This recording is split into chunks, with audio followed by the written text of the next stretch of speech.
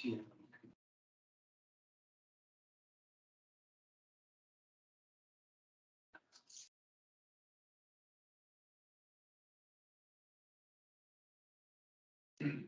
right.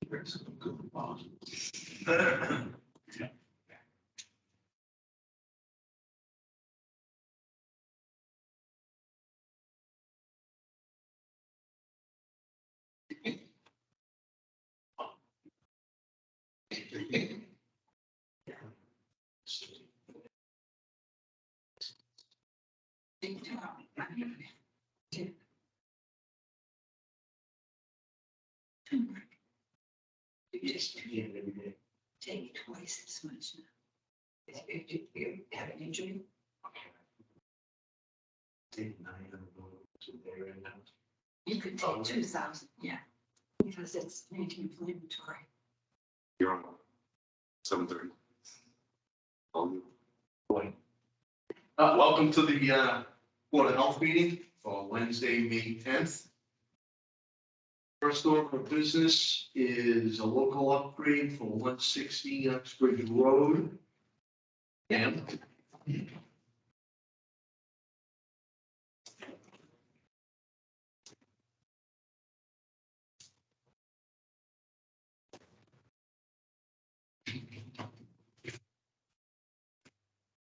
Good evening, Karen Keegan from Allen Engineering.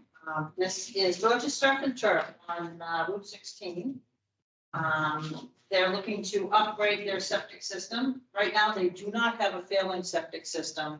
They're just looking to upgrade it just in case.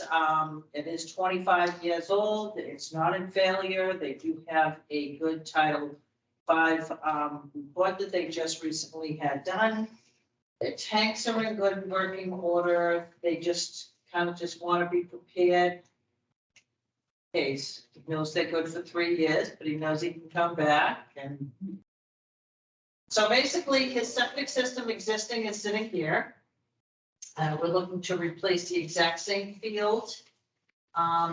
Just pretty much a mirror image of it. It's 42.5 feet off the wetlands. It's about as far as I can push it. We have two wells. They're drinking water wells for the restaurant that are the old septic is a little over 210 feet and the new one will be 218. So we tried to push it a little further away. And there are no bathrooms in the restaurant. He does have porta potties out there. This is just for what's used inside that restaurant for water. Does anybody have any questions? We do have Tom Wright, our engineer, on the say, Tom. Hi there, can you hear me okay? Volume's a little low.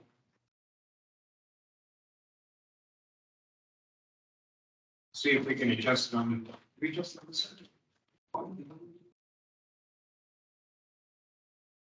say something again, Tom. Okay, can you hear me now? Is it okay now? That's so bad. I'll try to speak as loud as I can. Good, that's There good. you go. Yeah, so I sent over a memo and so the local upgrade request for alternate to park and also for the wetlands location for the soil absorption system. So I didn't have any objections or other comments, just that I asked them to make sure they file with the Board of Health. This is the standard practice we go through. A little surprised that they wanted to construct it, but I think the applicant's engineer informed me that it was more precautionary. They want to make sure they get total use out of the system, a brand new system. So I would understand that perhaps there's somebody purchasing the property, or is this the same entity, just a different restaurant? Is purchasing. No. No, Nobody's Is he purchasing wanting it. to No. enlarge it? excuse me? Is he wanting to enlarge it? No, he's not wanting to enlarge it or anything. Where was the water table? The water table was 54 inches. I'm asking for, I believe, an upgrade request for a SIP analysis on this. It wasn't, we were not able to perk it at the time. It was, a little wet, so they did a Yankee Engineering, did the test on it. Came back as a class 1. And, we designed it on the class 1 and 54 inches models. So class 1 is a sand or loamy sand. So it's adequate soils. The site is typical sandy material. So saying that, so I had no objections to the request, and I felt like they could proceed with this. Any questions from anybody else? Interesting. I've never had anybody to upgrade their system with a portable boat just in case Just in case. before. The tanks are good? The tanks are good, yep. Yep, they did Title 5, 18C septic. Oh, yeah. And he said that they were fine. Yeah, I requested that they go out and additionally send that letter, which they did, regarding the tank conditions. They have a grease trap, a septic tank, and a pump chamber. If you guys have any questions? Motion, please. I I just know also that- make sure, I'm sorry, before you begin, just want to make sure that they do submit the pump records, especially for the grease trap.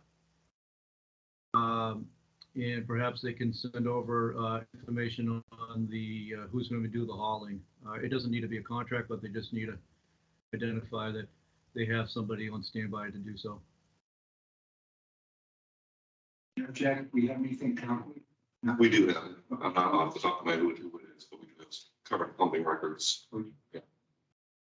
And they are covered with the food permit application, so they are valid.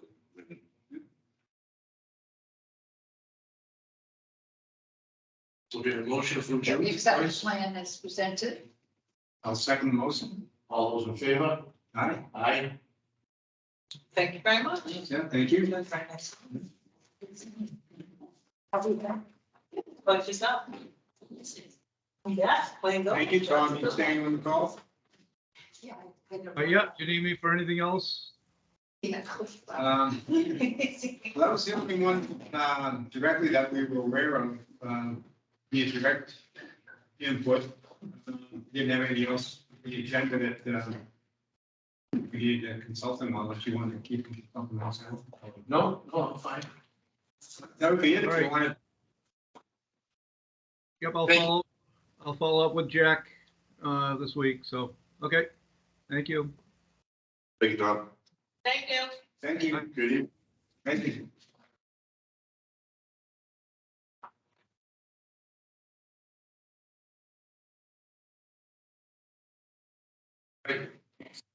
First. Right. Well, I guess if you're a proactive business person Like that, and you have the ability to, right? get it designed and get it all planned out. You've got time to pull the trigger if you have to versus being under the gun and, having a pump, out of the state. And you don't know what's going next door to you? There you go. That's even a better idea. I didn't even think of that. That property's been worked on for a long time. Yeah. Okay. Next on the agenda, the regulations. We're on our fourth draft. Continuing, yes. So, Again, the only changes from the previous draft is cross-outs. We crossed off and permitting in the title itself. yeah, Crossed off on section 4, letter B and letter C on page 1. And on page 2, section 8, letter B, number 3, crossing out prior to any new structure within abutting parcels. And those were the only changes from the previous meeting. Have anybody on from that? Jane Bell? Yeah, I saw Jane. Jane, yeah. Okay. There, Jane. Jane, are you there?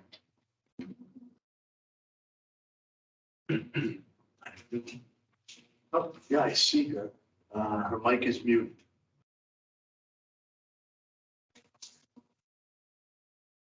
The goal is to keep this as simple and straightforward as possible. But still have the ability to give people some relief if they They have a problem. had an issue.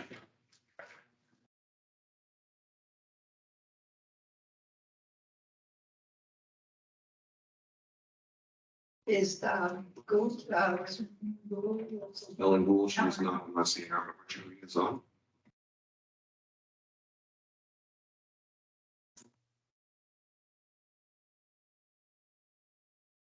Like, we still have the ability to enforce.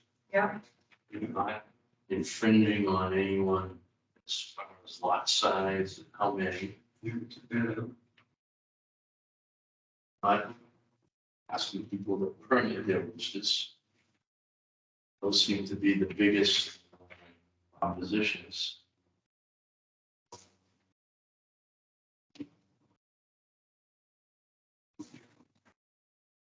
Well, I think we've probably gotten it to the point. Probably to take it. Which is anyone here or on the call who has any concerns about the current draft or have any particular points they'd like to make?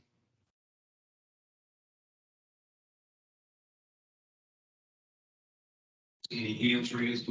No. Okay.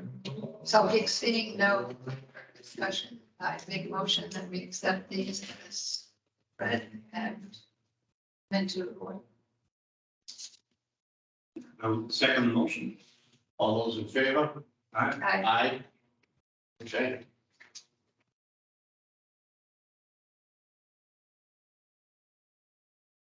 Again, as we go through and experience any particular issues or concerns, these are always open for adjustment if need be. It's Discussion. a good base point to start with. Right? All right, so let's formally notify the Act Committee.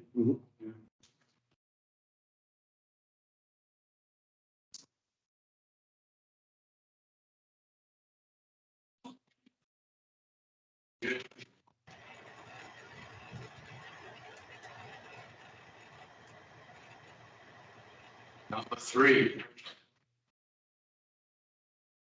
Some concern over PFAS down at the turf fields on Cape Road.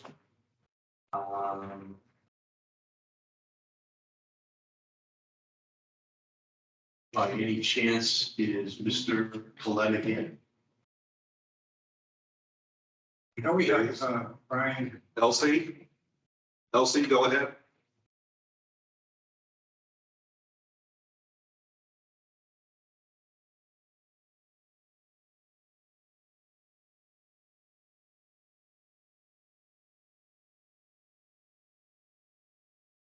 I know we have Brian Visa on. Brian is, hi, Brian, how are you?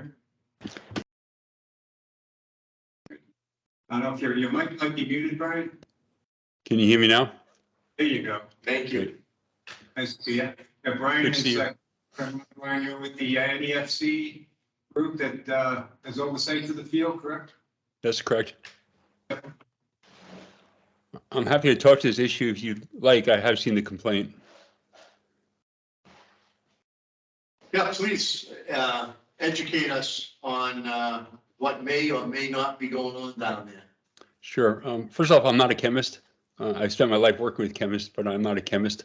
PFAS, for those of you who have not heard of PFAS, is a host of chemicals that have been produced since the 1940s. It's really ubiquitous. They're found in carpet, clothing, food products, food packaging. There's been no bans of stopping PFAS in those industries. It's used, like I said, ubiquitously through most products that you buy in the store today. Over the last 2 to 3 years, there's been a lot of interest from the EPA and others about the use of PFAS. So it's been in the literature a lot over the last couple of years. And there's a lot of research yet to be done on PFAS. It does seem to be linked to cancer at certain levels. And the city of Boston has not banned all new turf fields, just so you know. They did put a hold on one field, and the mayor said that they prefer grass, but they have not put a ban on turf fields. I do have one study that was done that shows that turf fields are below the level that the EPA has set for toxicity for PFAS. And let me just explain a little bit about turf fields and PFAS. So turf fields are made up of 3 major ingredients. There's the crumb filling, which is black pellets. There's the actual blades of grass, which is synthetic, that's stitched into this netting. And then there's a vacuum plate that's typically below the stitched in grass. The PFAS have not been found in the crumb filling, which are those black pellets that you've seen if you're around a turf field. They have been seen on the vacuum material and in the blades of grass at low levels. When we put in the field at Cape Road, we did not use the vacuum material. So the only place that we are aware of there's any PFAS is in the blades of grass.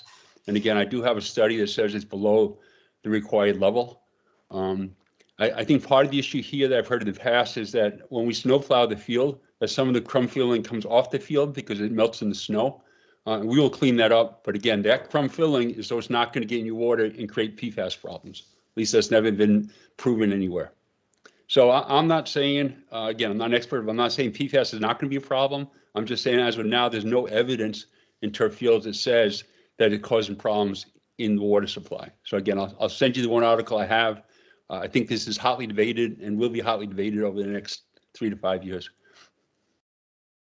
That's what I know.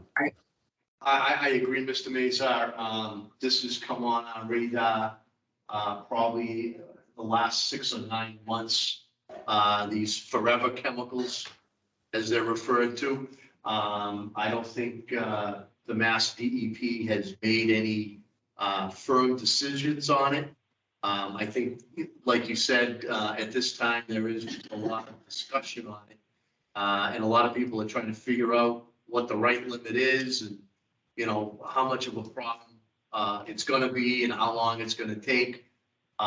So I appreciate you coming on and, you know, kind of confirming some of the things that we already know. Please forward that study. Sure. And do whatever you can down there at this time to maybe, you know, eliminate any potential issues based on the limited knowledge that we have at this time. Happy to do that. I mean, we're obviously concerned. We have children that are playing in that field. So obviously ingesting PFAS would not be a good thing. So that this is in our joint interest that we're not polluting. Thank you. Board members. I'm just wondering if Mr. Coletta is here, online or anything there. He is online. And I'm wondering if he's done some testing that makes him think there's some contamination. Mr. Coletta.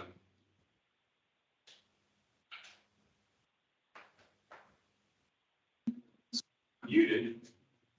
His hand's raised. Mr. Coletta, can you hear us okay?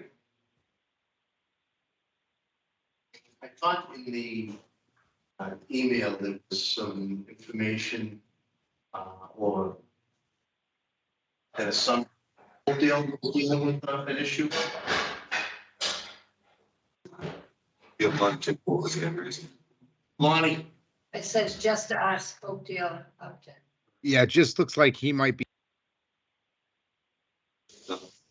I muted him. Sorry, Lonnie, I muted you by mistake. Sorry, Mr. Coletta just looks like he might be having some trouble. I see his mic going on and off of mute, so I don't know if he's having some technical trouble there. Maybe if you wanted to throw something in the chat just to let us know, or if there's anything I can maybe try to help him out with, he can call me or something.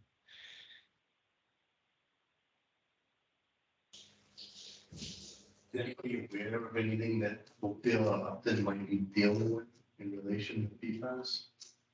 You're not the person. Brian, out of curiosity, are you familiar with any issues that you might have heard from the Hopedale or Upton in regard to that fields in their domain? There are no turf fields in Hopedale and no turf fields in Upton.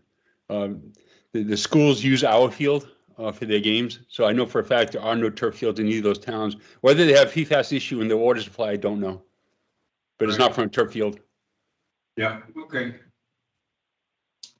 You have Lonnie with the hand raised again. Go ahead, Lonnie.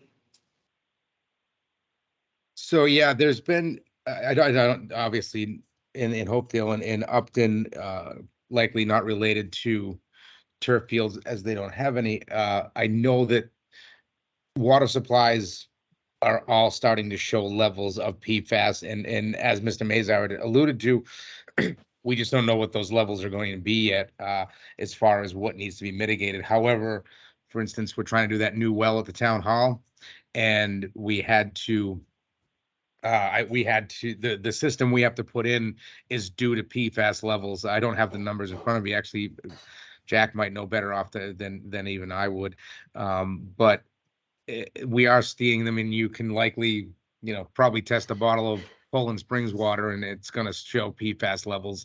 It's everywhere. So again, I don't know that the way I would concur with Mr. Mazar that we got to wait and see what's going to happen with this to really find out where we're going to be and what levels are causing levels of cancer and how we're going to handle these things moving forward. If we're if we're below levels, if the field is below levels at this point, then, and that can be shown, then I don't know that what more we as a town can do. But that's just my opinion. And obviously, there's more than just the source of PFAS from a turf field.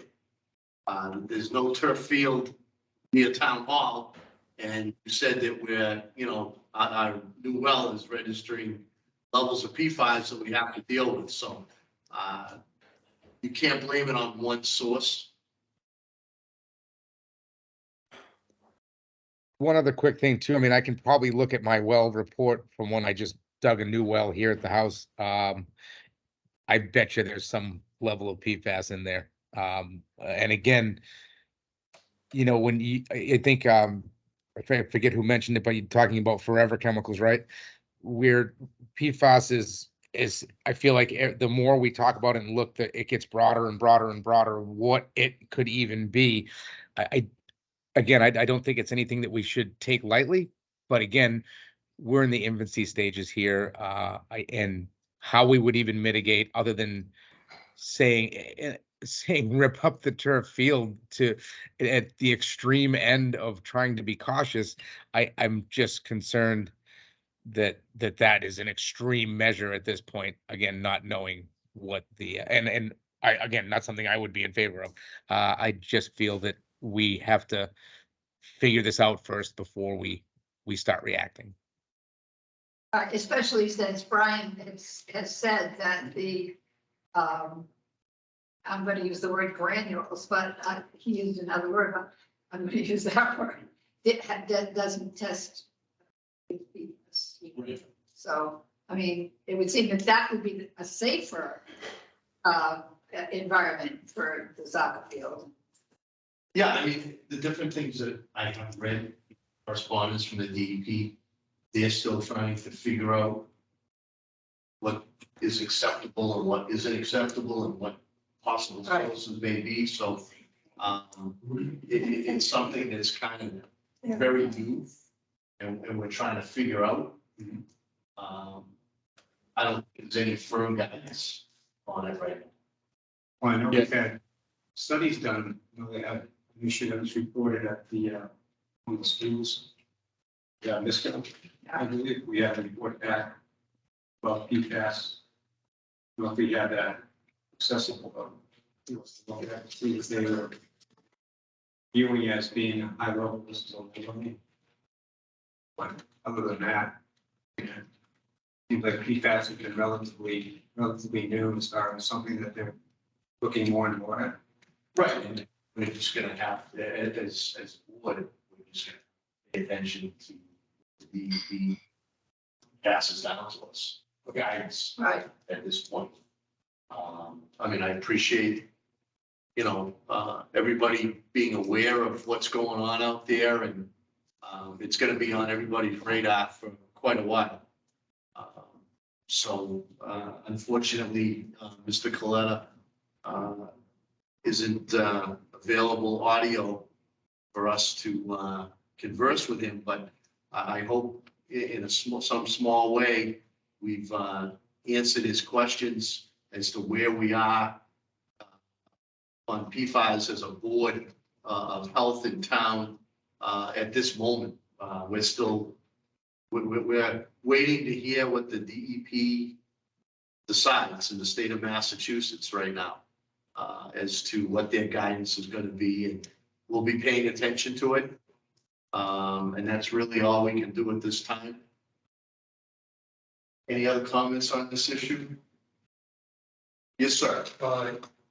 I'm not knowledgeable about these PFAS, whatever it is.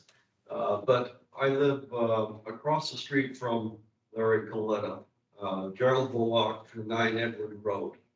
Okay, and essentially, we're downstream from the soccer field.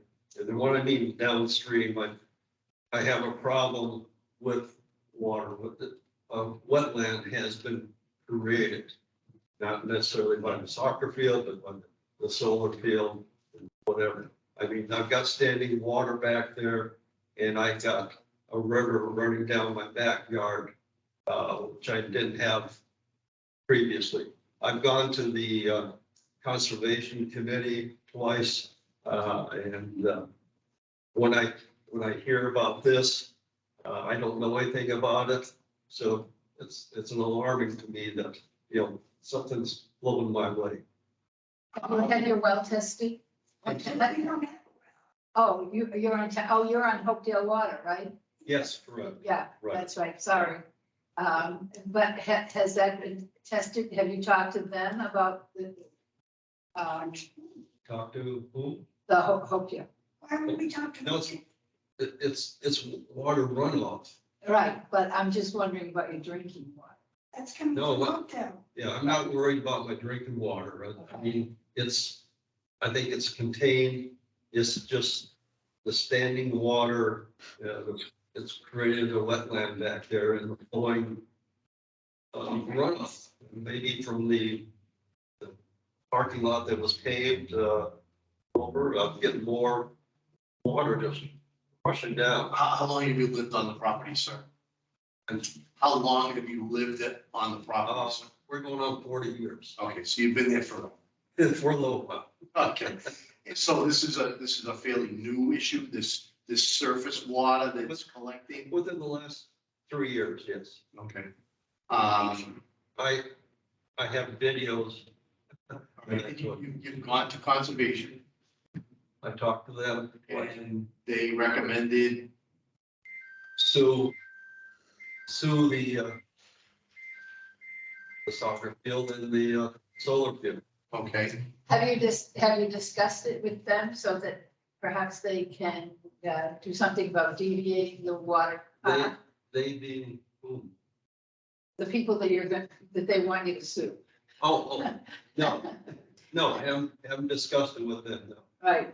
Well, you know, that may be a good idea because they may not know that that's happening and you can work, they'll work with you to create a pathway so that it's not coming into your yard, which it's got to be demoralizing.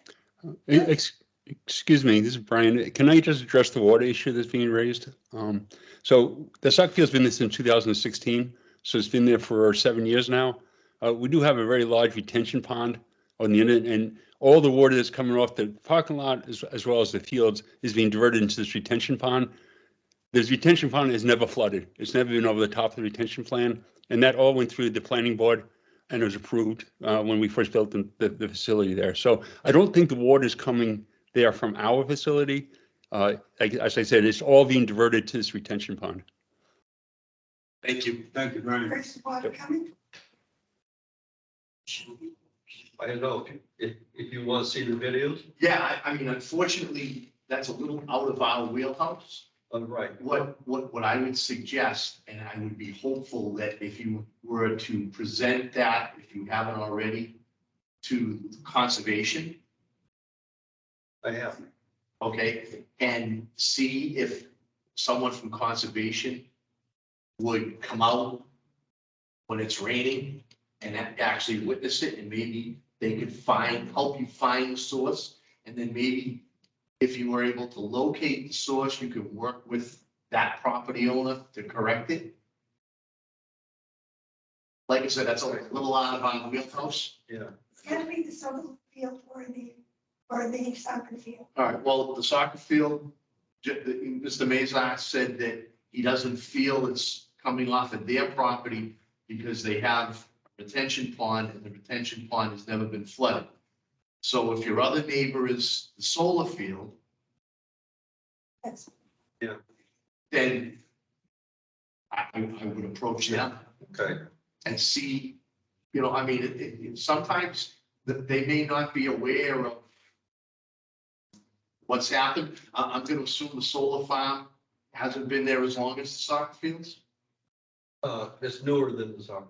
Okay, so if the soccer fields have been there for 7 years and the solar field has been there after the soccer field. Right. Perhaps if we apply reason, Yeah. that might be the differential, what's changed and why you're seeing this problem over the last 3 years.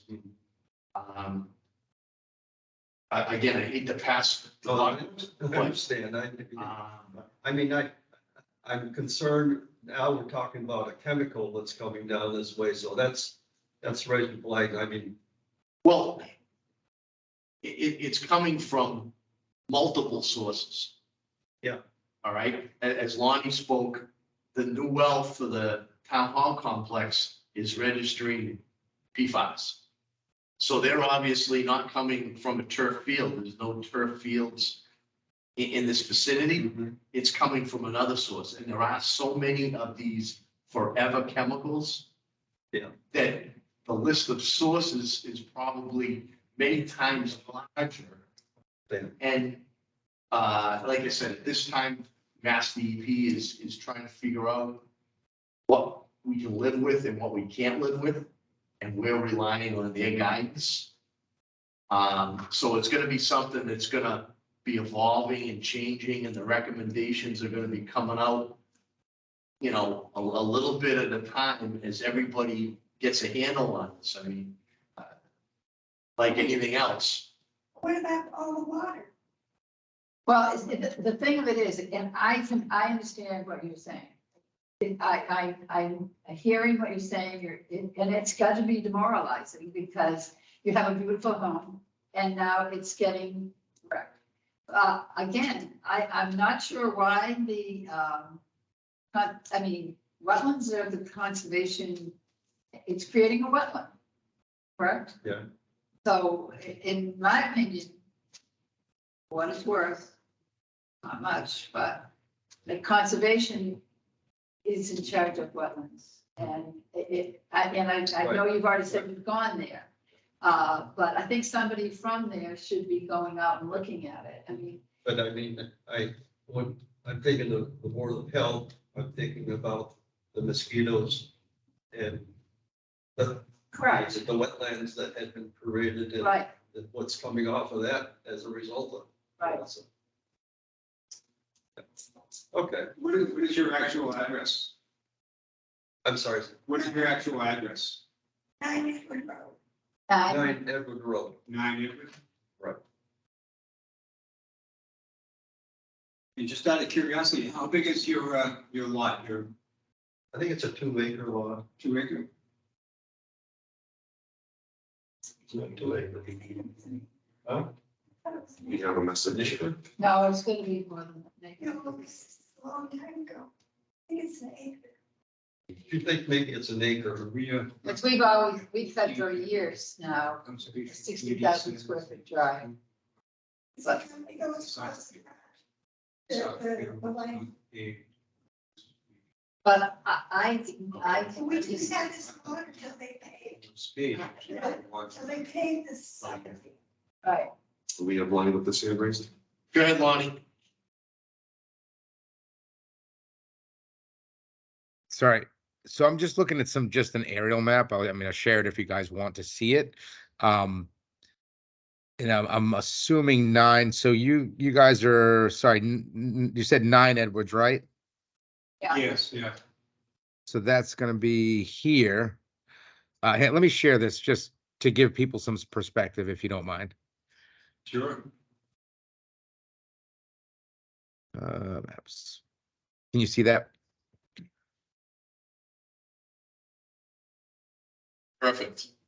Okay, so 9 is right. Let me get my mouse. This is 9. This is your house, right, in question? Right, yes, correct. Okay, so here's, obviously you can see where we have, obviously the soccer fields here, your parking area is over here. And this is the retention pond that we were discussing. Brian, speak up if I'm off on anything. And then here we have obviously the solar field with their retention down here in the back. And then with the new project that's going in, there's also the wetlands run down in through in here. This is all fresh in my mind only because it's been so much discussion about it, right? So again, not to waste too much time here, this is definitely for any water runoff, it's definitely just a question for conservation. If you went there and they didn't assist you, then I think that, we definitely need to go back there and have them check on what you're talking about when it's, sorry, when it's raining. Sorry. Hey. And if you have videos of it as well, bring that to their attention. And again, looking at this, I would be more concerned about water runoff in this area, but it almost looks like they've built a berm here with the plantings. This might be a little bit outdated.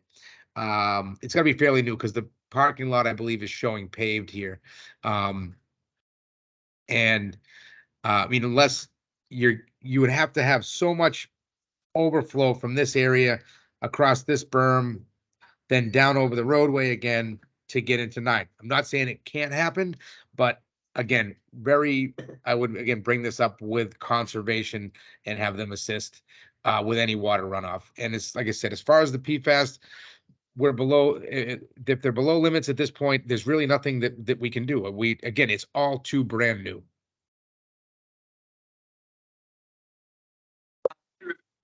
Just ask if I could. If you keep that up for a sec, Lonnie. Yep, absolutely. So this is your home here. Yes, our home. So Right what you're here. seeing is, you're seeing a wetland form, I guess, from this direction back. Here? Yes, there's an environmental barrier that during the construction of the solar field that runs, parallel with the solar field. And it's in the woods there, that you're looking at with the trees and that, yeah.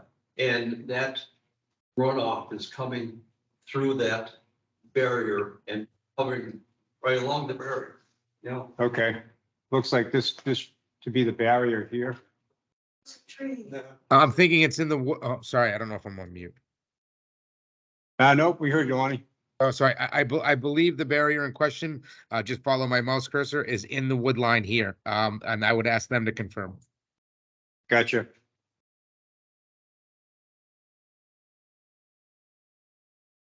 I mean, if it's a matter of, I heard somebody mention, or somebody put in the chat message that the water started coming after the parking lot was put in.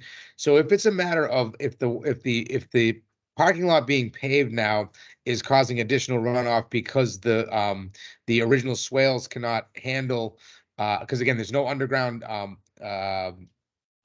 Mazar, again, correct me if I'm wrong, but I believe it's all open swales, which is actually preferred. So the swales divert the water down here. You can see them, right? That they bring, oh, that's probably the barrier, but it brings the water down into here. If the swales aren't able to keep up with the additional accumulation of water on the parking lot, and it's then spilling into the solar field, which is then in turn overwhelming that and spilling into that area, there could be a couple things that need to be addressed to correct it, but I don't think it's a huge thing to correct. I think that, again, conservation needs to make that determination, though. It can't be made here. Out of curiosity, last summer, we had a very dry season. Right. Is this the accumulation of water? Well, this is, last year, 2022. That was last summer. All right. Yep. So there's the tree line, or these trees here. Yep. All right. And this is what they've created.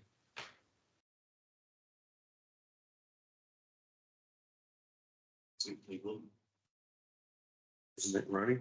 All right. Why is this going?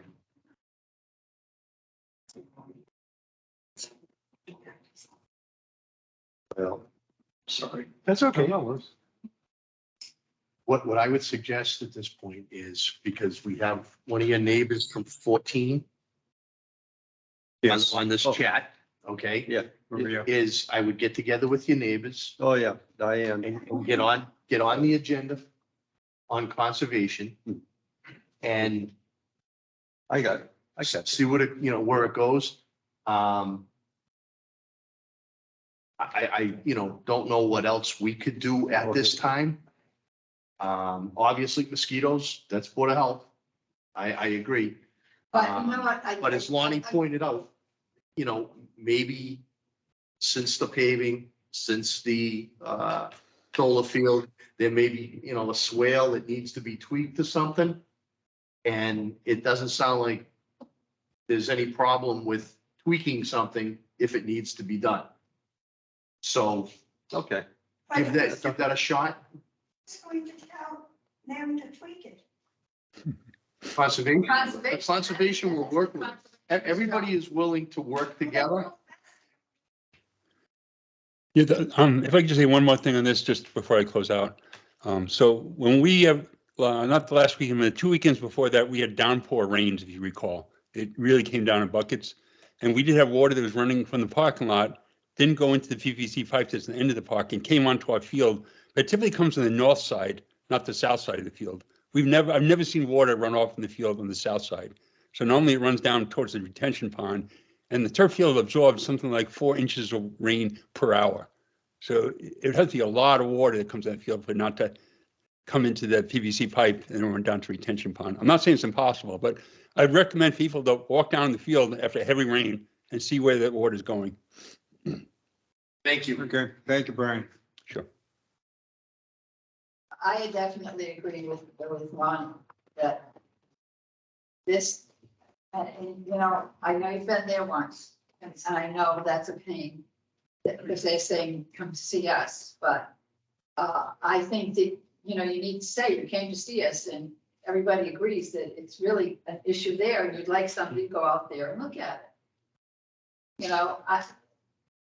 If you don't get any relief from conservation, go to the select board. There's 5 members that I'm sure will, listen to your situation, bring your neighbors and see if you can get some relief that way. I don't think suing solves Yeah. much. No, And again, I think your neighbors, and I don't just mean your residential neighbors, but I think your business neighbors at this point sound like if something is found, it sounds like people are willing to work together to resolve it. So that's a very positive thing. Okay. So I would try conservation one more time. And after conservation, I'd go to the select board. I mean, you've already talked to one selectman. Right, Okay. I'm just curious, when you say you went to conservation, were you actually at one of the formal meetings where the conservation committee was meeting? Or did you actually speak to one individual within conservation? now, at the meeting itself, Okay. correct, at the meeting itself, and then the videos, I did forward to a member of the conservation. Okay, so they have, They have, right. Okay. Yeah, yeah, so, get on their agenda again. yeah. And I wish you luck. I wish there was more that, as the Board of Health, we could do for you. But I don't think there's anything else we can do at this time. Right, I mean, like I said before, when I heard about these yes, this of chemical, course. that's raised my flag. Oh, this is something else I need to worry about, you know, so. No, we're all So concerned. I appreciate you listening to me and. No, absolutely. Like I said, I wish I could give you a resolution. But I can't do that at this time. But we have made some progress. You talked to a representative of the soccer field, you talked to someone from the select board. So you have made some progress. The wheels are turning. Now, our next door neighbor, she didn't mention the river. She's all wet down there. Right, well, again, I would get together with Mr. Coletta from 12, and I would get together with the, I think, 15. yeah, Diane Howell. Yeah, I would. Yeah. I would get together and. We've talked, you know, the. Right, but if you go marching in, There's So a to meeting speak. tomorrow night, 7 o'clock. I'm sorry, There's a meeting tomorrow night, 7 o'clock. 7 o'clock.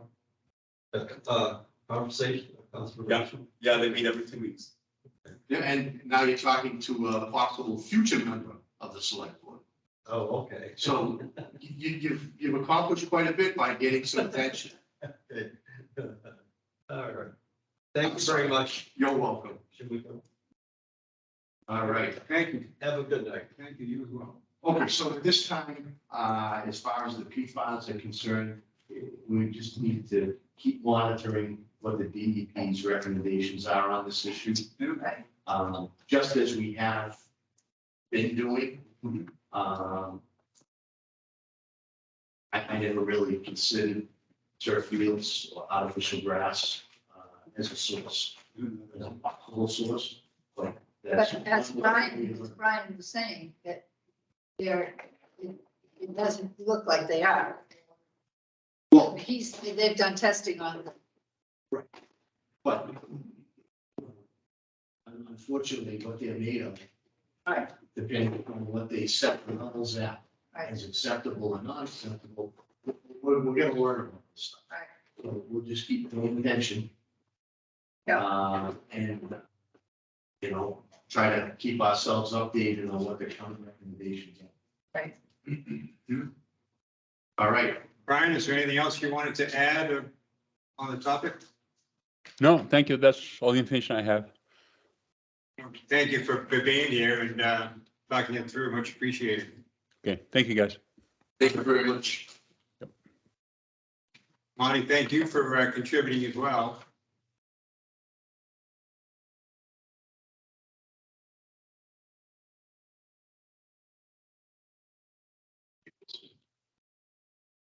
All right. Mendon landfill update. Mr. Victor. Okay, so we went at the last meeting. I wasn't. So essentially with the land, you know, we have current testing that is taking place over the years. I'm sorry. I'll wait for that. Oh, financially? Yeah. Yeah, you know, roughly what we pay. Annually, roughly about $20,000. Expensive.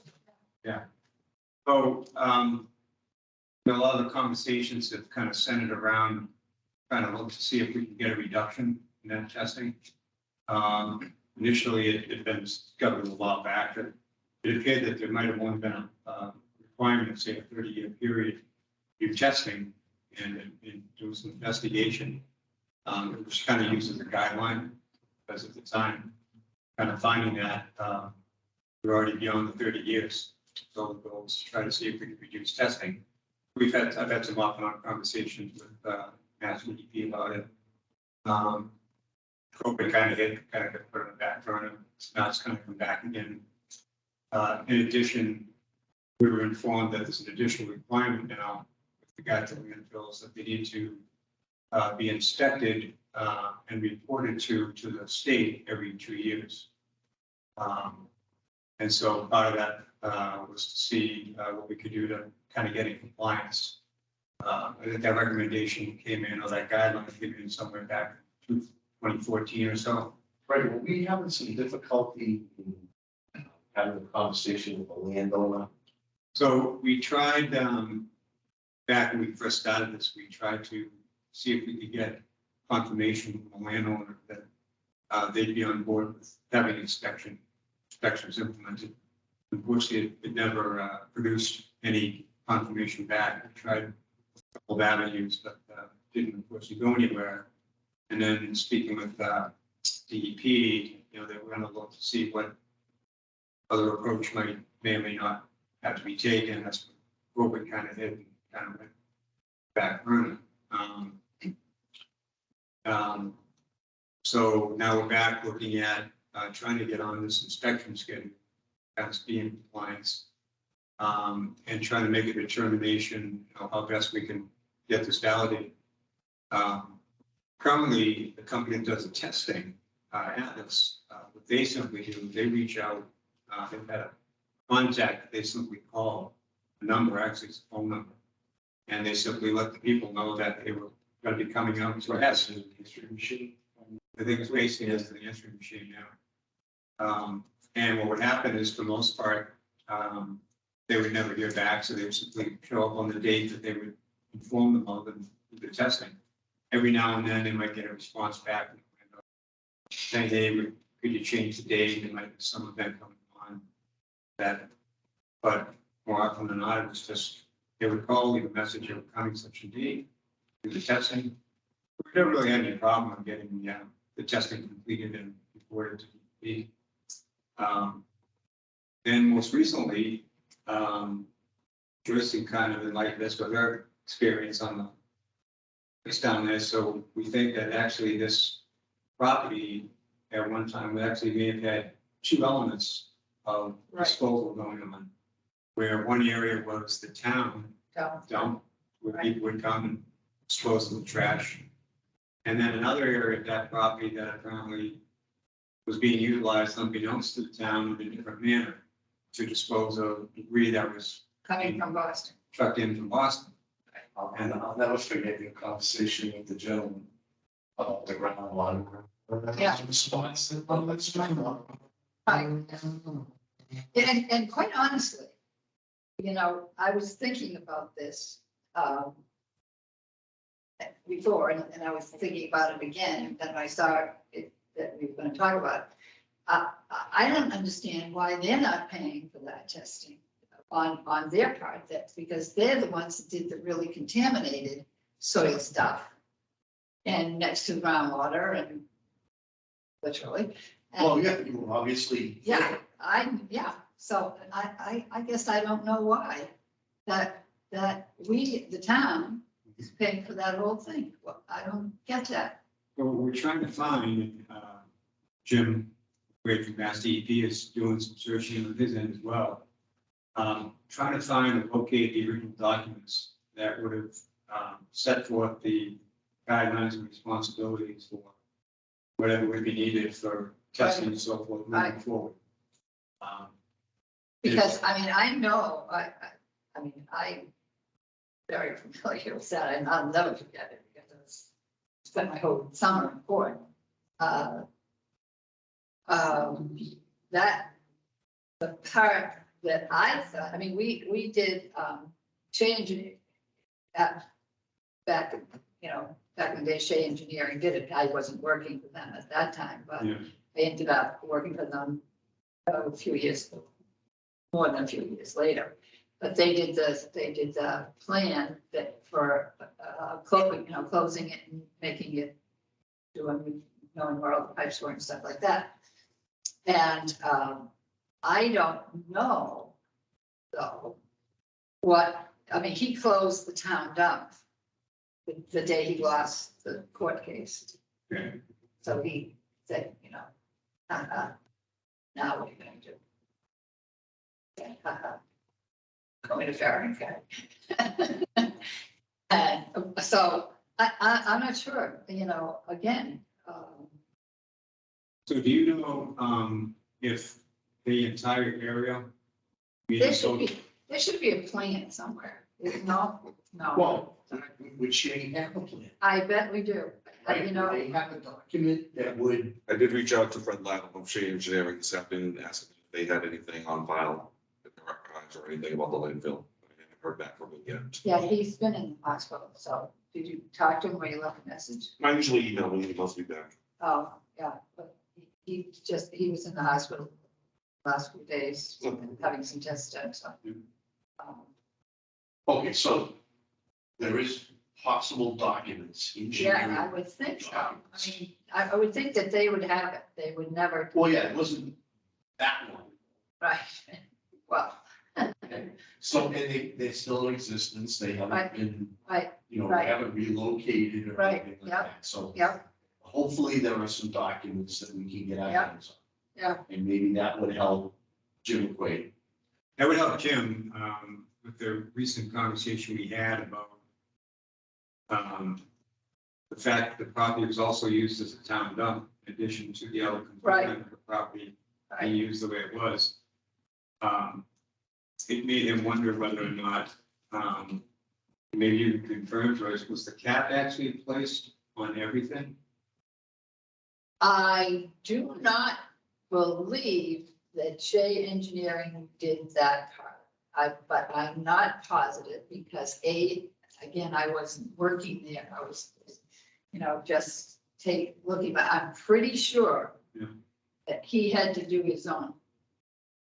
And we did that to make sure that it was done right. And the Shea Engineering did that. Yeah. So that it was done, with the state guidelines and all that stuff. So there would have been some inspections, Oh, right, at absolutely, different levels. absolutely, yeah, So, again, by the state. okay, but would there be, so if the inspections were done during capping by the state should have those records. And he just didn't have anything in his electronic format, Well- which going back Right. 40-something years, so he was gonna be able to start to dig further Right, into the manual files to see what he could yeah, uncover. And I told him I would try to do the same here, right, well, so we might be able to cover, there has to be some sort of a contract or document that exists. there has to be, Yeah. with Shea anyway, I'm pretty sure, because, I mean, they wouldn't have gotten rid of all that stuff. And it was something that I had seen, and I just can't remember when, back when Missy was on board. What triggered all this conversation is I remember looking at something that had this 30-year guideline on it, testing. So wait a minute, we're almost 5 years beyond 30, Right, should we still be testing? That's what led to the conversation starting. with Jim. Aren't there some neighboring wells that are being tested annually? Well, there are test wells. there are test wells, all Right, but I thought there was some residential wells that wooded the area that were being monitored to drinking water. That, Sure. because what happened, 2 or 3. what happened there was that, that subdivision went in, Talbot Farms. yeah. And then that water was coming from Hopedale. They didn't do groundwater wells there. Right, But on Bellingham Street itself, yeah, there are a couple of houses there. yeah. That would be, so we're thinking that could be part of the testing that Atlas is doing for us. For some reason, I remember Missy uttering something to that effect. That there were a couple of residential wells abutting the old town dump Okay. that were being wanted. We may have that actually on the report, they identify the actual. I would assume they've been, Look at a little bit longer. Now, the landowner has passed. Correct. Is there any risk of the property being Yes, sold, transferred, developed? Well, Do we have any liability? I don't know about the development part. well, I think that because, what's her name? Mrs. Dean passed away, so I'm not positive about that. We have Lonnie with the same reason. Go, Lonnie. Sorry, did you say there was some problems with some wells in the area? No. What I said was, at one time, I thought part of the testing for the Mendon Town dump included a couple of residential wells that bordered the property. I thought that's what I heard. And I may be wrong, but I thought that's what I heard. I also had heard that when the property in the front was sold, the ranch style house, Yeah, Yep. that maybe Their well. it wasn't something with their well. I think so. And I don't remember if that was before, during, or after the transaction. Yeah, it was way after because, Okay. Yeah. So I didn't know with the town's responsibility, how far out it went. Yeah, sorry. So as far as I know, there's only one house that abuts that property other than the ranch that was part of the family. It was kind of like, it was all family that lived there. As far as I know, every other house that abuts that property is town water. From Hope Okay. County. All right, so very possibly then it's that one house. Yeah, and that's that one house on Providence Road that has the driveway on Providence. Sorry, Bates? Nope, Yeah. Bellingham. What town are we in? So on Bellingham, there's only one house. The rest is, that come off of 140 and Talbot Farms, and then the other one where Vinny Cataldo used to live, and then Yeah. everything else there is the rivers between them. Okay, So there must be house number 26. okay, well, I want I- to say, I want to say it's 32. 34. 32 looks like a separate lot that somebody owns. Well, according to the, aerial maps here, again, I can share if it helps, but it looks like 34 Bellingham is on that same side of the street and abuts. okay, There is is that Cabela or a name like that? I'm not looking at the town maps. I'm just looking at the satellite imagery. Oh, yeah, okay. Yeah, that name Joyce they're associated with 26 Bellingham. Yeah. So that's the building when you're traveling down Bellingham Street, before you turn up that long driveway to get up to Right, the property in the back. That property right there. which Yeah. used to be Young Jimmy Fuji's Correct. house, yeah. That was- And I worked with them at the time, So to they make sure, were, to make sure that they were protected. I did work with them. and there was some concern as to whether or not that landfill actually encroached upon It that did. lot. The cap actually is under part of their property. Are you confirming that's true? I'm saying, I'm pretty sure that that's. Okay. so I guess we're. The new part of it, the new, not the town dump, No. that new thing that That's he was correct. doing. The left would be on the left-hand side of the driveway. Correct. Going. What can we do now in the state? Well, so, in trying to acquire some documentation, the added part of this process involved, working with Atlas. The folks that we work with out of the Rhode Island office actually connected us with their partners in Massachusetts. They're based out of Springfield. And they have people on staff there that could handle what they call a TPI, which would be a third-party inspection. And I don't know if you have, but they sent across a proposal to us for implementing a couple of different things. One was to do a third-party inspection and to provide the reporting necessary to the state. That was priced out at $1,200 to do that. Okay. Then there was also, they would also work with us to create the application that would need to be submitted to the DEP for requesting formally a reduction in testing. I want to say that was priced out at $3,000. To do that, process that. If I had it here. There were essentially three tasks that they had. Okay, so the 30 years is a guideline. Yeah, and what came So out, that means you can be shorter or longer. what came out of the conversation with Jim was, seeing the 30. Jim ultimately said, well, it was just a guideline. And of course, over the years, the EPA guidelines have become stronger. And so this is why, one of the reasons why they now incorporated the inspection process. Well, so what Jim basically said is, there's an opportunity here where you may be able to see a reduction in some of your testing based on once this application is submitted, they review the data. The portion that could possibly see a reduction could possibly be in the gas monitoring area. But he said, to be quite honest, there's always going to be groundwater testing that will probably have to go on for that. That's just what his view. So we have to spend 4,200. So the 1,200, if, from a inspection standpoint, this is where the board could decide what they want to do. Would they want to meet the minimum requirement that the state has with every 2 years submitting a report? It's also been mentioned that, and some communities do this, they actually do an inspection every year. So $1,200 would cover the inspection and the reporting of it.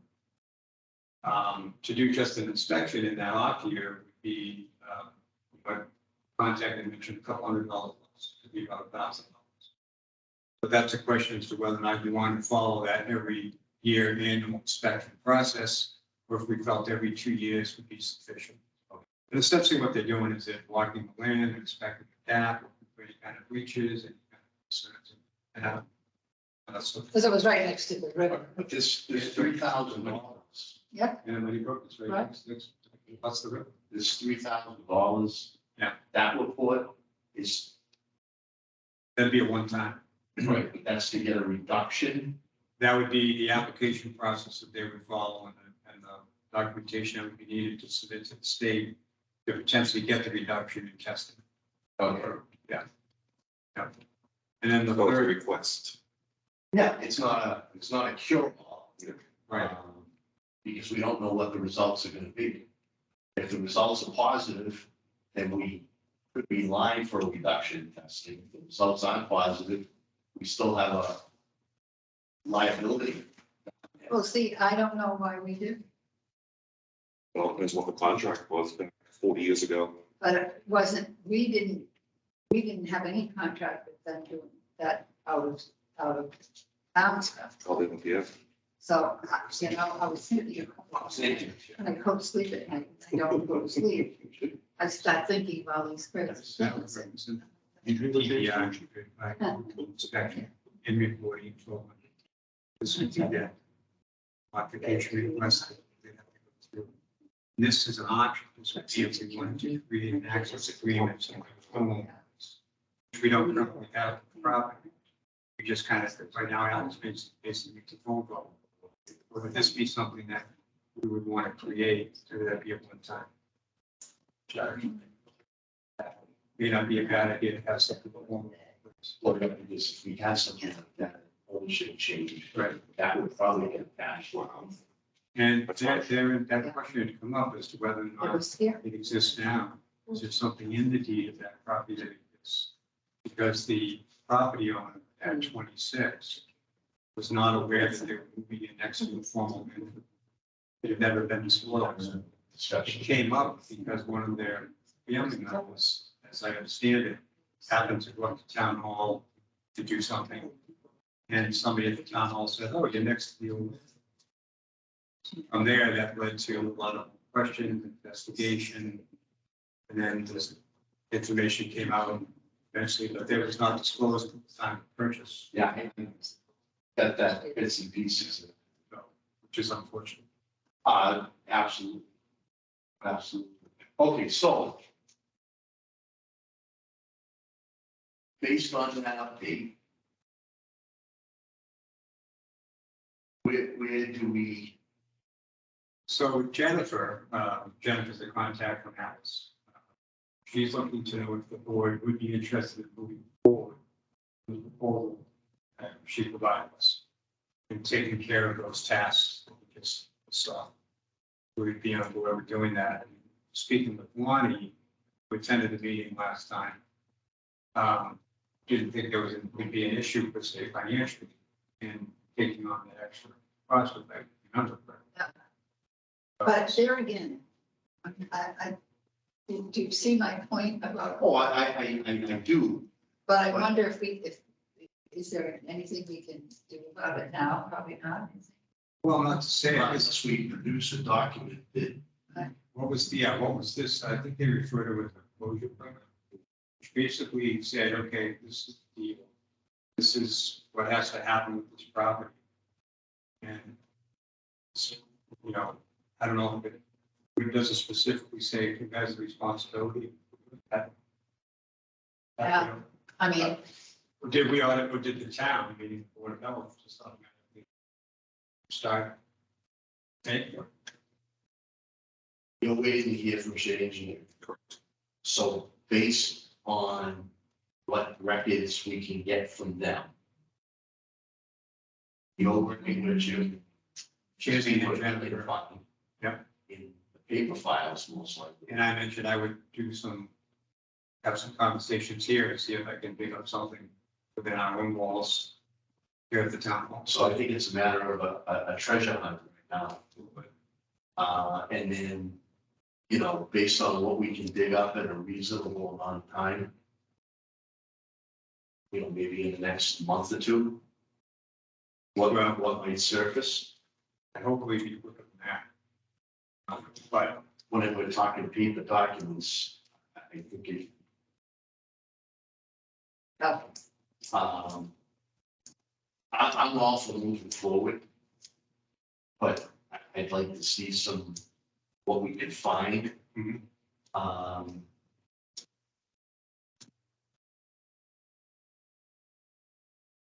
Why don't we see if we can have an update for our next meeting in 2 weeks? yeah, I think that would be reasonable.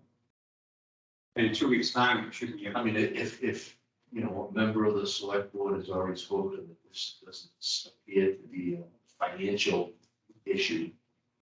That's pretty much telling us that the funds are available to get that done. But we, you know, what information can be located or is only gonna help that situation. Forget about who's gonna pay for it.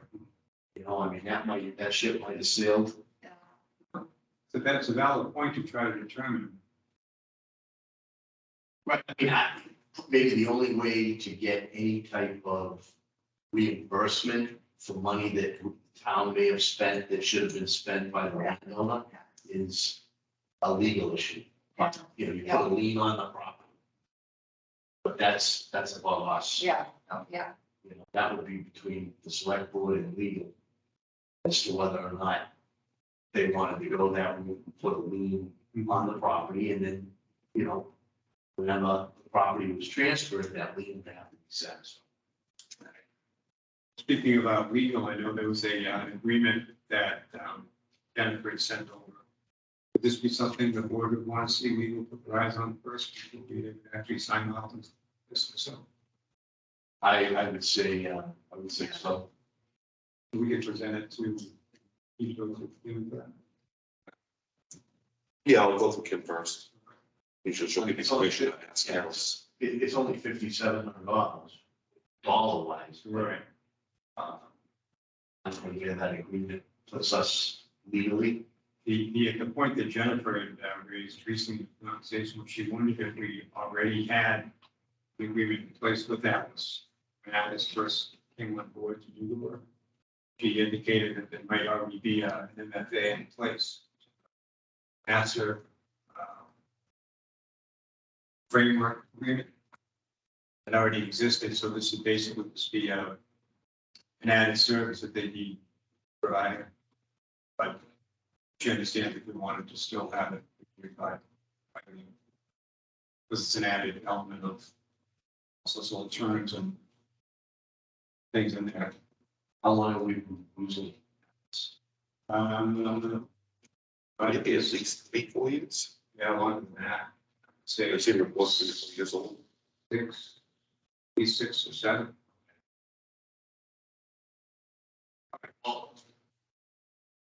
Again, let's see what kind of a response we get from Shea Engineering. Yeah. And let's see what Jim Wade is able to find in the paper files in the state of Massachusetts. I'm here. And revisit this in 2 weeks and see if we, a month can make a decision. Yeah. Right? So that gives us 2 more meetings. Yep. To try to see what surfaces. And then, I mean, either way, the liability isn't gonna go away. Additionally, concept came up regarding this property. Because, we pay on ongoing paying for testing for years, right? The concept was presented, what if we remediate property full? And somebody were to take over that property and basically take away all the trash, all the dirt, anything that was contaminated, completely get rid of it properly. And then backfill accordingly, and then you have a clean property. I presented that concept to Jim. He personally wasn't familiar with anyone that had ever done that before. Sounds like rules. It would cost, suspect be a lot of money to do that. But would there be a return on the investment? Some consider that investment, and would have a piece of property that they could do something with and, get value on it. But he personally wasn't aware of any situation where you could say that's been done. Well, they probably could have a pickle court on top of it without having to. How big a property? It's not huge. I mean, it's, Some terrible properties. Yeah. I did look it up. You bring it up with Google on the street. 5 acres, 10 acres. Oh, what? I think it's more than well, that. the whole property is, but where that part of the dump that was illegal. It was a good size because it went from the back of that house up. All the way up the driveway. I don't know how far. It didn't, we stopped it pretty quick. Well, if that was a legal case, then It there was. are records of that. Right? I would think. They're in paper, but there Right, are, yeah. there has to be records in the courthouse somewhere. Right, So I don't know if that would shed any light on. right, because we were, when I say we were in court all the time. Remember the law firm, that was the town law firm? Yeah, You don't need a law firm? I don't remember, I don't. I mean, I think to even think we might have. Yeah. Such records here in our own, all. It's very possible. Again, it's kind of a treasure hunt Yeah, to try to find out.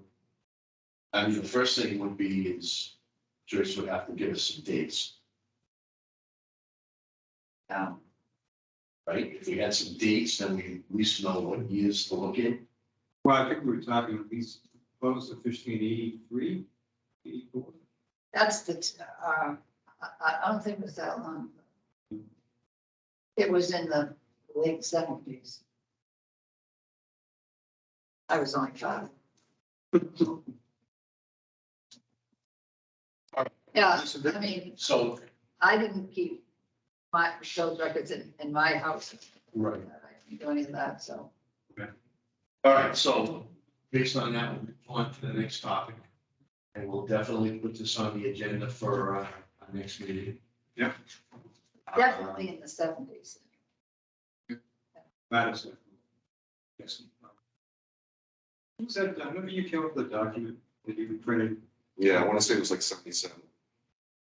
a bunch of different communities around the state. and Yeah. based on- I want to say the year 77 was closed. And it was capped in the early 80s. After the so closure, and then you had a period of time to provide it was actually capped. Correct. So we got at that point, once it was capped, that 30-year, that's when the test, that's Right. Next item, part-time health agent update discussion. So there has been a job description drafted, the Board of Health approved it, it went to the select board, they're gonna have a meeting to discuss this job description, make any changes or edits before it gets approved. Once it gets approved by the select board at their next meeting, it will then be posted for the job. Which is when? There's next Wednesday. Okay, I saw an update, they changed it by 3 hours. They want to add additional 3 hours for Concom admin assistant. Yep. So nothing will change for the part-time health agent or for the Board of Health, just like that, and responsibility 3 hours for the agent. Okay, and Board of Health select board meets next Next Wednesday. Wednesday, yes. All right, so we'll, yeah, just after that. I mean, we already have a good candidate. You haven't even talked to her lately? So how's it, she's still standing by? Yeah. Okay. You know, I told her that we were very interested. They want her, we just have to go through the. It's all going on. Right, so next Wednesday, we'll hear from, Wednesday, we'll hear from the select. Correct. And then we can jump on. Get it taken care of, because I believe Kim's email was hopefully have their person appointed by June 1st. yeah, that's what I read. Well, that would be nice, yeah. Well, we just had a situation where we could have really used somebody. I didn't even think about it right away, but when I told us it from. Wow. I think it's, um, we lost power, Yeah, going in, looking at the food situation and all. yeah, and just helping them decide, you know, based on how long the power was out, what the temperatures did. Yeah. What they could do and what they couldn't do. It would have really been nice to have somebody on board, because they would have been thinking, I wasn't thinking. Yeah. A former Board of Health person brought it to my attention. Yeah. Totally, I, you know, I knew I lost my power on Blackstone Street at 5:30 in the morning, but Right. I didn't think of, you know, what Alicante was doing, how long they were gonna be out. And Also, you're out of power. 30 minutes. I wasn't, I wasn't. Switched. I'm We sorry. weren't out for very long yet, at all. Yeah, we lost it. 2 Yeah. minutes. Yeah. So we, you know, we're long overdue. Right. I'm very fortunate to have someone that's interested. We gotta get it done. Right. And that was almost a year to the day. To the The other, other accident. almost, I mean, like a day between. All right, so let's pay attention to the select board Right. meeting next Wednesday. And, well, where we stand. Does anybody have to go and,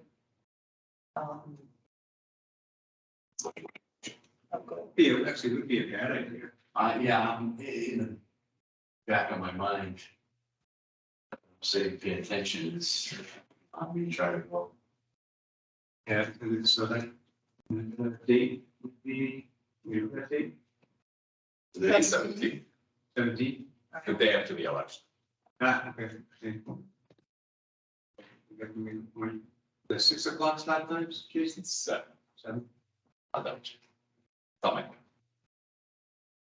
Make a point, maybe one of those. I mean, if they're already setting a date of June first, that's really not gonna 6:30. 6:30. expedite anything. But at least we'll Be know able to talk the talk. what's going on. Do whatever we can to firm things up. It's my golf day. Good. All right, let's move along here. Board of Health fee schedule. All right, so Board of Health, I've noticed from other town departments, Board of Health, that they have like a page on their web of all their fee structures for all their permits and applications and all that. And I noticed that Mendon does not have one. So I was thinking that I could create a page including all our fees that we have for our permits and putting it on the webpage. I just wanted the Board of Health to do that. Yeah, I think that's a great idea. Makes sense. You know, and I'm just talking about those towns, Boards of Health, what they do. it saves a lot of work because then somebody can just look at it and say, oh, I'm gonna have to do this, blah, blah, blah. That's great. Invitations, best one flattery. That's right. There you go. That's right.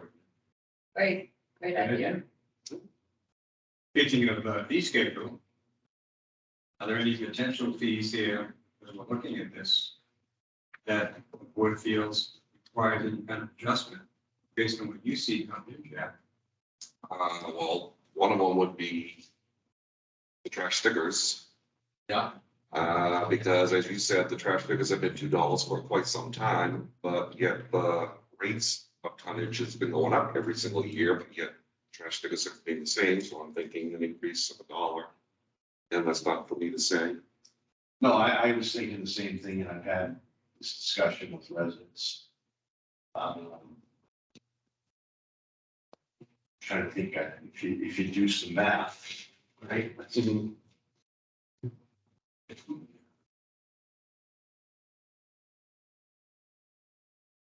Well, there's a good chance with the new program guidelines, especially with the fact that EL Lottery will provide every household with 165 gallon recycling. Ideally, the idea would be that Less of the trash. less of the trash part, more of the recycle part. So we could potentially see a reduction in Stickers. revenue coming through on the stickers. Anyway, but right now, the revenue wise, any idea what we pulled in? Last year was about $5,000 worth, so that's 25 of the stickers, $2 a piece. You see roughly the same last year, you know? I've seen a lot of stickers for the last few months, so it looks like spring cleaning's coming for a few residents. Yeah. I haven't really checked out the total. Yeah. I think the last time I looked at it was like almost $2,700. Would that be? So if we double the sticker price, Doubling the sticker up for $4? oh, it's $2 now. Yes. Oh, Yeah, I think 3 would cover it for now. I thought it was $1. It's like Tom thinking the stamp was 37 cents still. Oh, well. Back in the day, We're 63. looking back at Yeah, this. 63. Yeah. Yeah, no, we know, that number is really outdated, so, I mean, I would be on board to up with 3. Right, We want to take that both seating.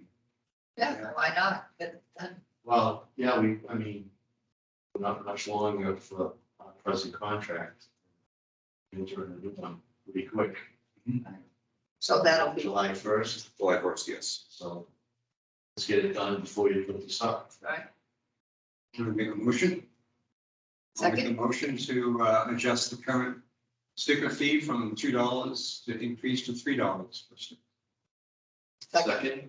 All in favor? Right. May I get an effective date, starting July 1st? Yeah, why don't we do that? That makes sense.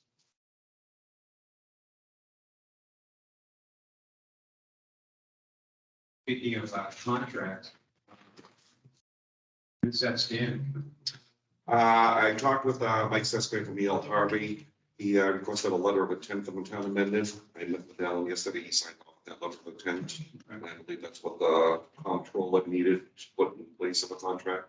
So we're just waiting. And then ask him.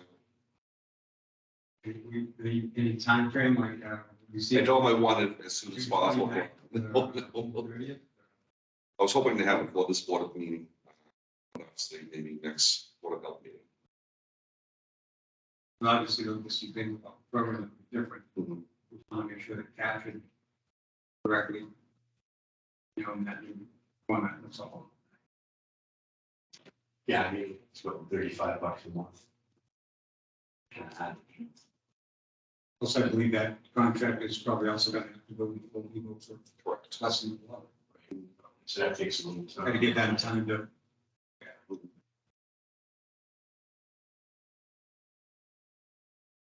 All right, so no issues with putting the fee schedule down there.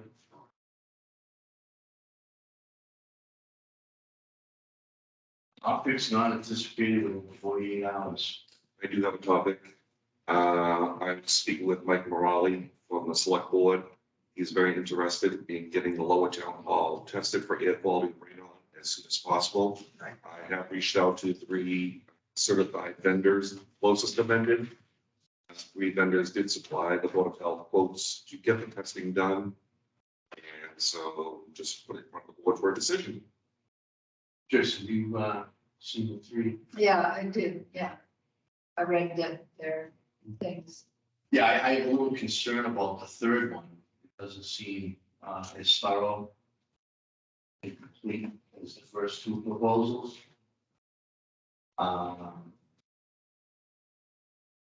So I could go with either one of the first 2.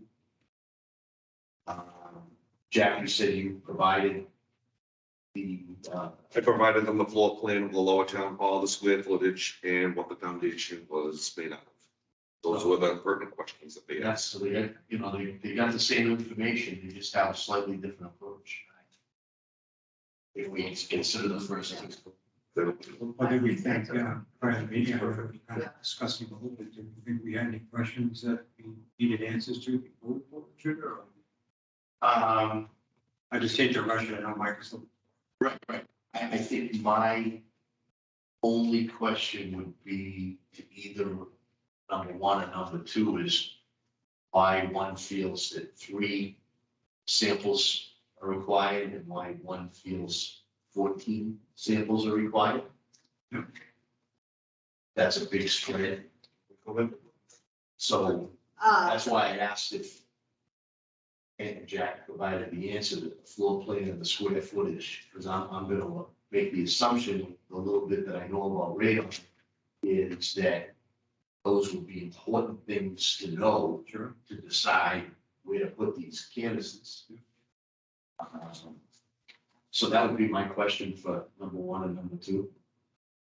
Why 3 and why 14? Well, I think, to me, having read both of them, I think that the 14 is overkill. And I think that they do their 3 radon tests, and then if they see that they're over the top, then, you know, we can have a discussion about that. But that basically is a fairly small area. Okay. You know, Obviously, I'm thinking based on if we go with one that wants to do 3, if the testing results to me show something that. Well, I mean, if they're showing, you know, extraordinary, that they think that, you know, we need to keep doing testing.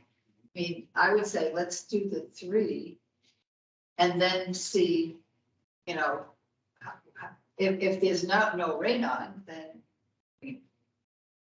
Well, usually if there is, they. there's, oh, yeah, that's right. Right, so that's what I'm saying, you know, it would seem to me that, you know, they would do tests in like the bathroom area, Jean's office, um, you know, those. I mean, I think there's more areas for them doing just three, little pieces of it.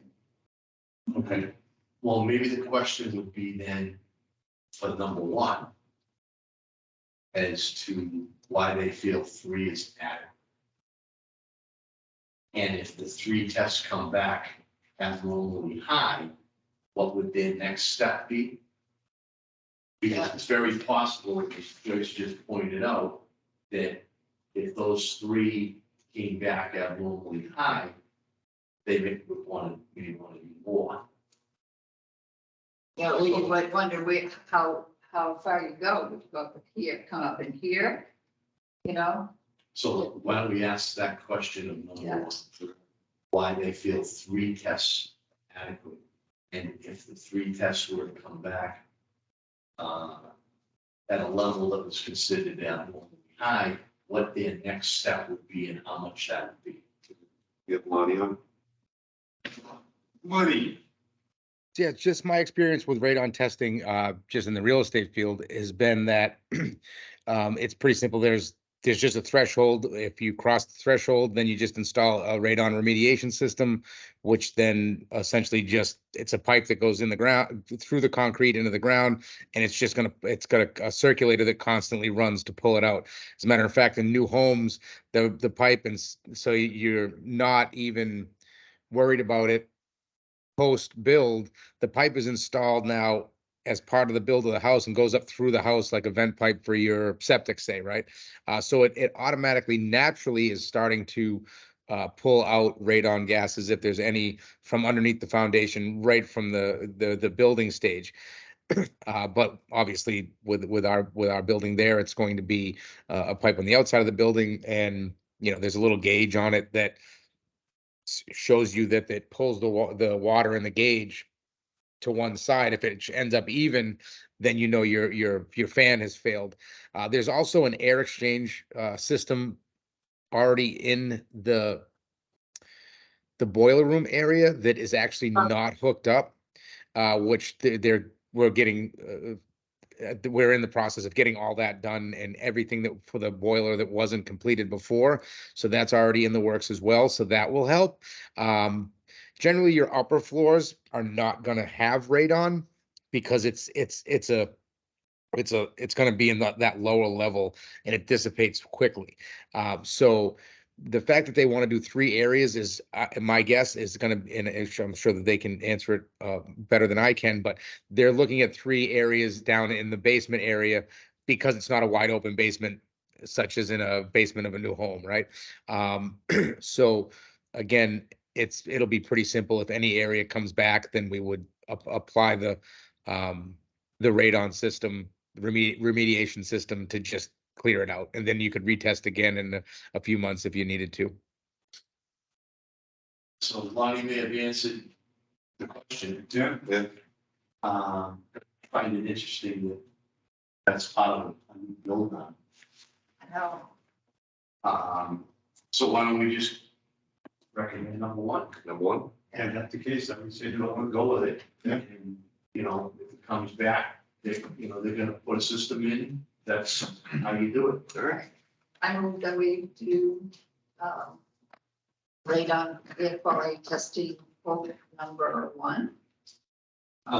Patrick Jewett, Smith and Weasel Associates, Inc. I will second the motion. All in favor? Aye. Aye. I, Okay. I mean, Oh, I saw the yeah. name, I didn't know how it was intended to be amended. Oh, No, sorry.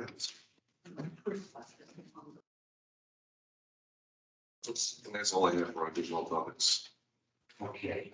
Tom, you have anything additional? no, Thing I would add. Because, Jack, do you have the notifications from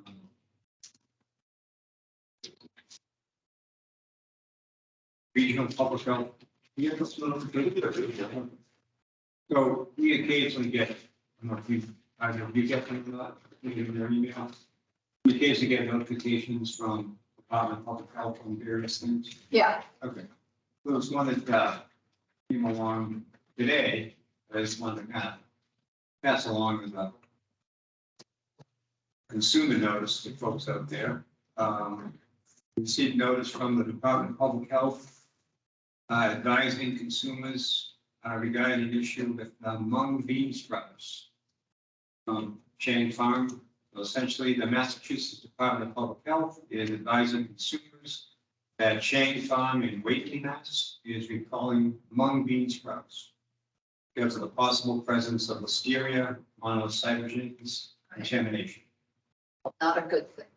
So if anybody is familiar with that, it says that they have already voluntarily pulled products from sale.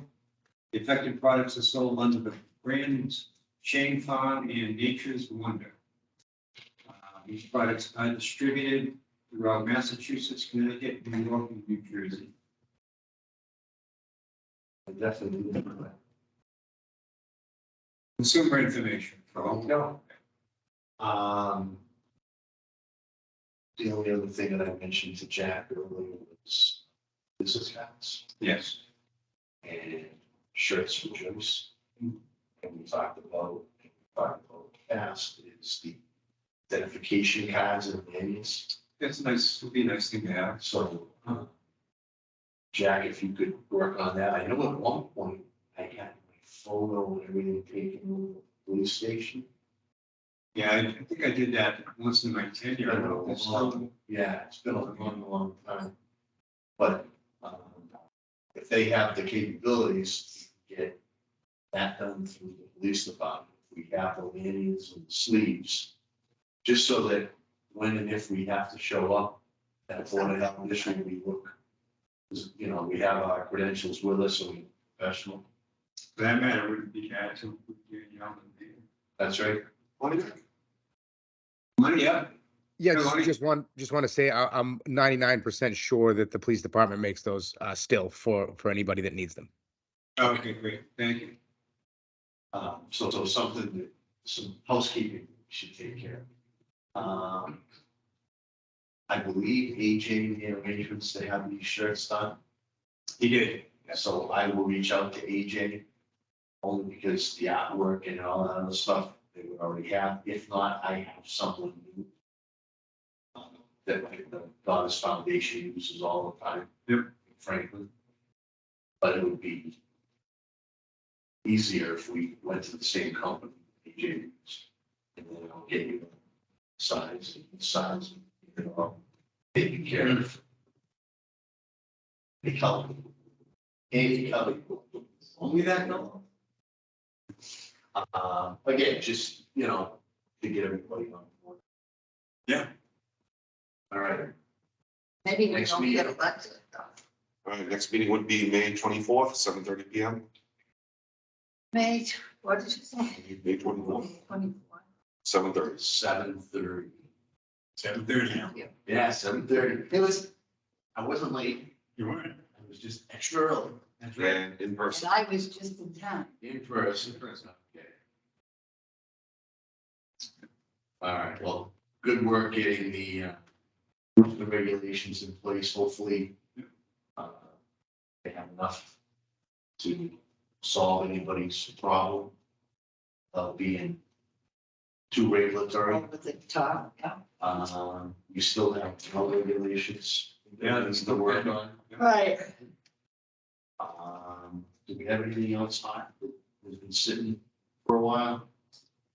Well, Lake Nipmuc is a Okay. topic that needs Okay, to so- advance. Well, regs, Lake Nipmuc, and landfill. It's three items for the agenda. So from a, Yes, so from a select board standpoint, is there anything that needs to be advanced from there on that? Lake Nipmuc thing, or that's pretty much in the way. Right, Lonnie? Yeah, the select board authorized the task force. Lake Nipmuc Oh, Task- yeah, sorry. Yeah, the Lake Task Force is created, just looking for, a designee from each board and committee that was designated, and the Lake Association has a volunteer that hopefully at the next select board meeting will be appointed officially as a town member. Nobody else needs to be appointed. You're already members of the community of the town, whether you're elected or appointed, and you'll just be assigning a designee. So that committee can actually get moving as soon as next week. I'm assuming they'll have a meeting Wednesday after the election. So hopefully they'll be able to take care of that. Great. Is there any department that's still waiting on designee? I'm sorry, say it again. Is there any department that hasn't designated anybody to be a part? We I had think Dan- maybe just highway. We had Bob from Conservation, we had Joyce from Board of Health, Select board, Select Board. which I'm sure will be chosen after the election. Right. I believe highway hasn't gotten back, and parks would be Dan. Sorry. And then we have a designatory person from the Netmark Association. Right. And we have that. Yeah, they just haven't been sworn. They haven't been actually appointed yet. Yeah, okay, great, Beautiful. thank you. Did you happen to see on Hartford Avenue West, I saw it like 3 times last week, 2 huge beavers dead in the road. Yes. Real big. I know, they were about this big. They were dead in the road. Yeah, on Hartford Avenue. 2 that don't need to be trapped now. Oh, Let's look at the silver lining one, There you that's go. good. Motion to adjourn? Hold So- on, if I may. Yeah. So this is my last meeting with you guys, and I just wanted to say it was great working with you all year. It was, I feel like the board was able to get a lot of good things done. I'm glad I was able there to offer advice and help along the way, and it was a pleasure working with you. And yeah, just I was very happy that I took this board as one of the committees to attend. So I just hope that the select board keeps up with that. I think it was super helpful to be able to bring that knowledge back to the select board meetings when needed, and vice versa. So thank you for having me, and I really appreciated working with all you all.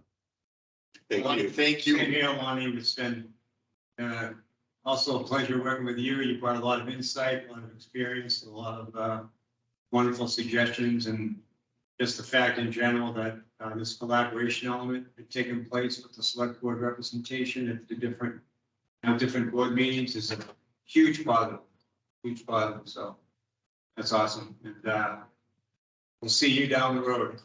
thank you. And Also, we're gonna miss your technical help. yeah, well, no, so- that if you need me, just call me anytime. We're open 24/7.